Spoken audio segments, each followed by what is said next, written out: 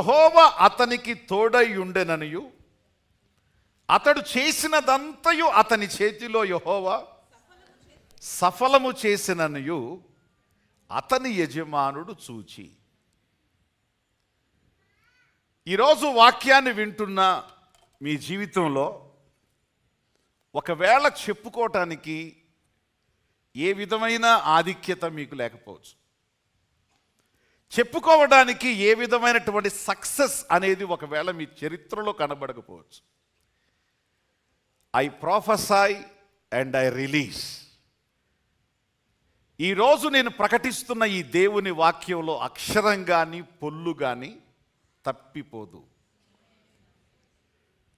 దేవుడు ఈ సఫలతను మీకు కలుగ చేయాలి అని ఒక ఉదాహరణ ద్వారా మీకు చూపిస్తున్నా.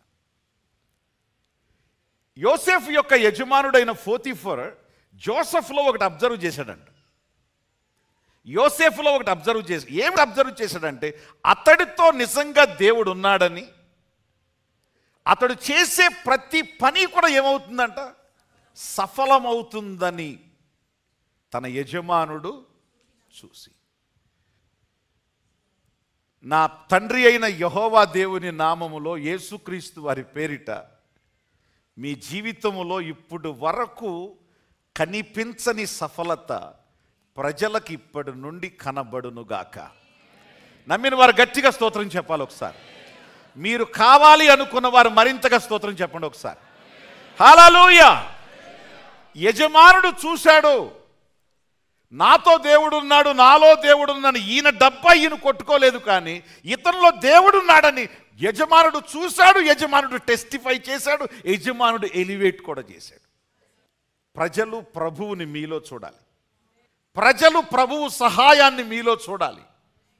ప్రభువు మీకు తోడుగా ఉన్నాడని, ప్రభువు మిమ్మల్ని అభివృద్ధి చేస్తున్నాడని, ప్రభువు మీలో మార్పు చేస్తున్నాడని, ప్రభువు మీ పరిస్థితులను ఆశీర్వదిస్తున్నాడని, మీరు చేసే ప్రతి దాన్ని సఫలపరుస్తున్నాడని ప్రజలు చూచి సాక్ష్యమిచ్చుదురుగాక.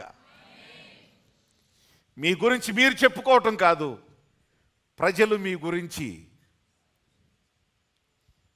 మీ సాక్ష్యాన్ని గురించి, మీ పక్షాన ఉన్న దేవుని శక్తిని గురించి ప్రజలు మీ గురించి సాక్ష్యం ఇచ్చుదురుగాక. యోసేఫు చెప్పుకున్నట్టు ఎక్కడ లేదు,